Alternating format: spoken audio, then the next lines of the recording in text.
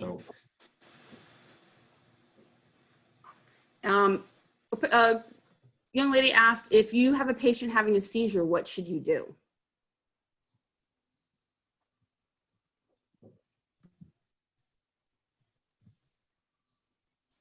Don't stick anything in your mouth.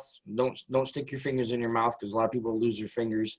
If it was me, I'm going to roll them on their side and just kind of hold her, put a pillow under her head, make sure that she doesn't hurt herself, and just let the seizure play out until EMTs or somebody else gets there to help take care of her.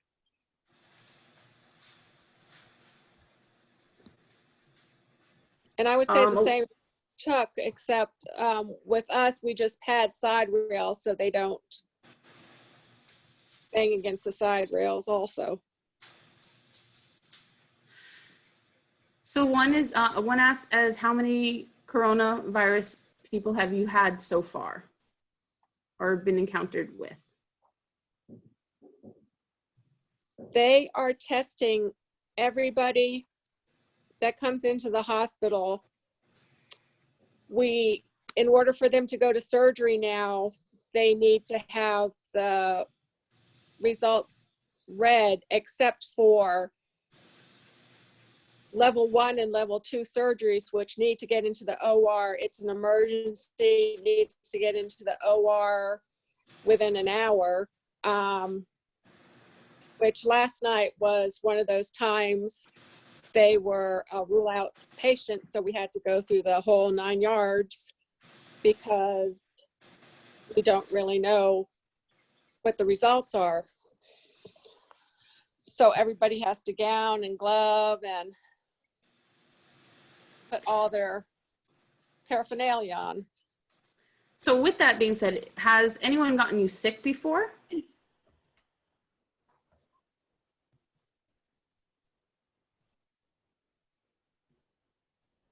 Not me. Yeah, campers get me sick. Yes, what I was talking about before, I was in a 4-bed ICU unit at one point, and there was only 2 of us working, and the patient that was in isolation was not my patient, but they had shingles. And you just kind of do the best you can, and I was 3 months pregnant and developed chicken pox.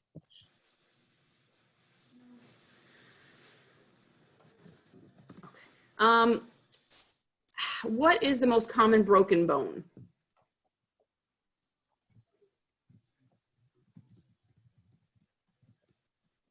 For us, it's usually hands, your forearms, feet, and ankles.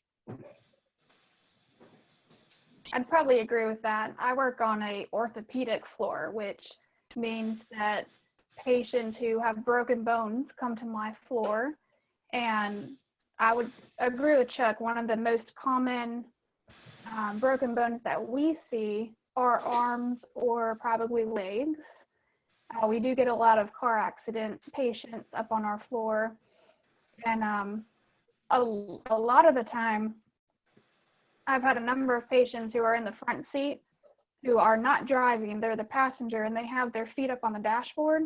So when they get in a car accident, then their legs get broken, and we get a lot more patients up on our floor just from that reason only than many other reasons. So I'd say broken legs is probably what I see most. Well, thank you so much, Rachel, Jolene, and Chuck, for being on the call today. We do appreciate you guys. I know that there's a lot of questions and stuff like that, especially now with everything going on. We have a lot of different things that that people, that the girls are asking a lot of different questions on, but unfortunately we don't have the time to answer all of the questions individually. So, you guys, I do appreciate you guys taking the time to be on this call and so forth. The last step, if you guys want to ask other questions for nurses or anything like that, you can definitely reach out two nurses or CNAs or your first responders, that they are more than welcome to answer the questions for you and help you understand the different things with helping someone who is sick or injured. So the next thing is, what kind of items do you think should go into a first aid kit? What do you think that should go into a first aid kit? You want to type into the chat box. Band-Aids, absolutely. What else?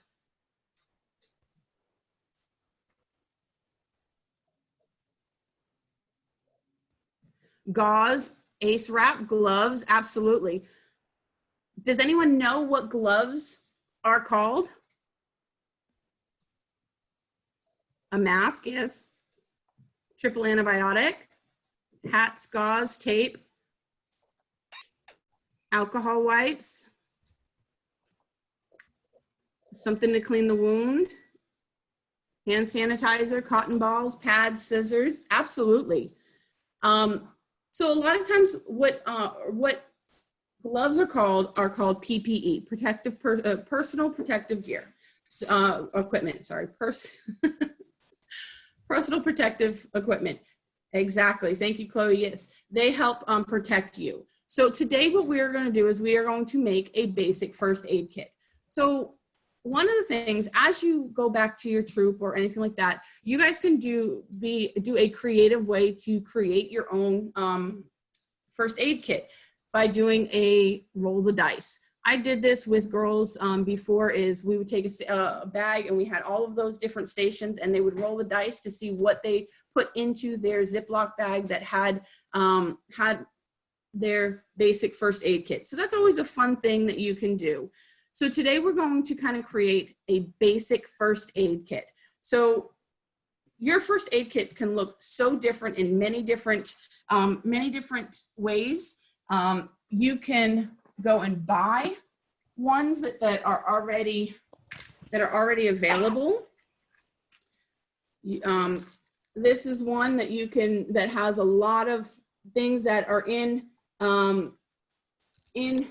that are already here that are pre-done. This is considered a hiker's first aid kit. This is always good. You can get a sandwich bag or a Ziploc bag, a gallon-sized bag. You can get one of those hard pencil boxes and put that in there. I have one underneath each of my sinks. I have one in my garage. I have one in my car. I have one every little way. We encourage girls, especially in school, you can take your little first aid kit into your backpack and so forth. I did have a question on here. Why do you use hard candy? So hard candy, the reason you would do hard candy is mainly for diabetics.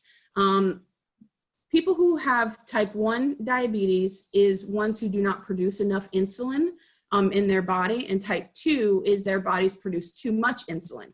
So having a piece of candy, if they are away from somewhere, away from their medication, and if they feel like their sugars are dropping, giving them a piece of candy will help stabilize them quickly until they can get to their medication and so forth. But usually it's more than just one piece of candy. It's about 5 or 6 pieces of hard candy.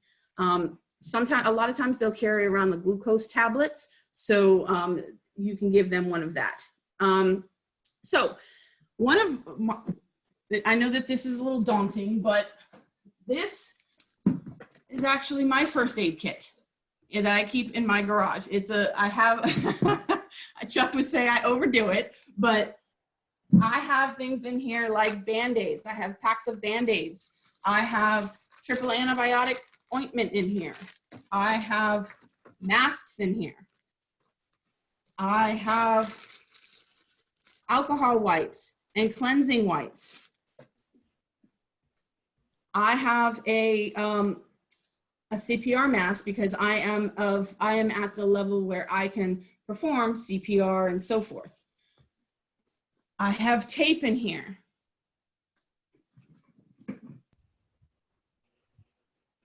So what you want to do is get your Ziploc bag and put things in there like Band-Aids, triple antibiotic ointment, some cleansing wipes, some gauze, some 2x2s, which 2x2s. So this is rolled gauze.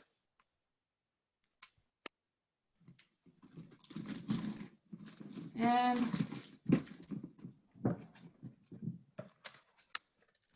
these right here are gauze pads.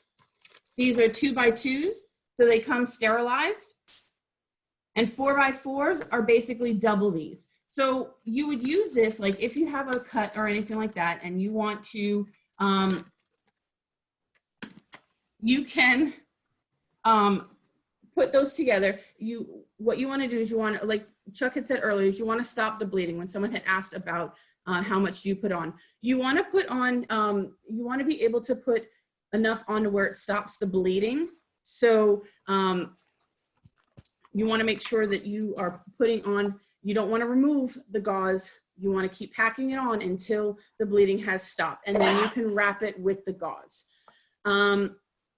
You want to update it often to make sure that, because if you've used any of those items from your first aid kit, you want to make sure that you take them back, you replace them. So do you have any other questions before we wrap up this webinar? That's great. Some of you guys have our CPR. Awesome. You can always add to your first aid kit. Again, these are just basic things. You always, whenever you touch anyone that is sick, you always want to make sure that you have gloves on. So make sure that you have some gloves in your pack.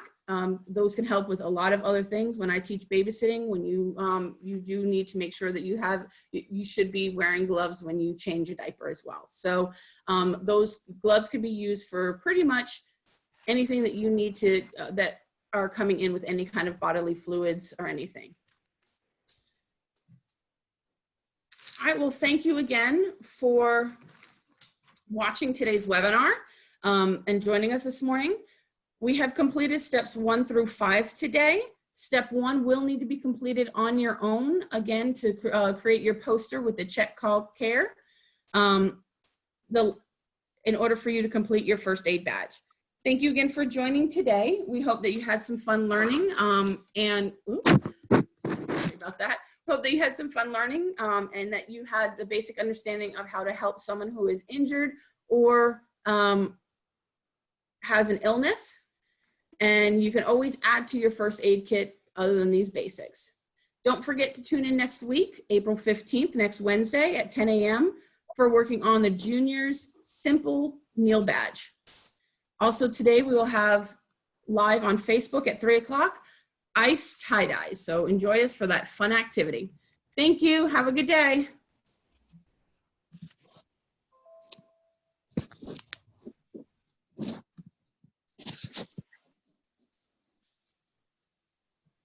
So how do I get off of here? I think you can just push leave meeting.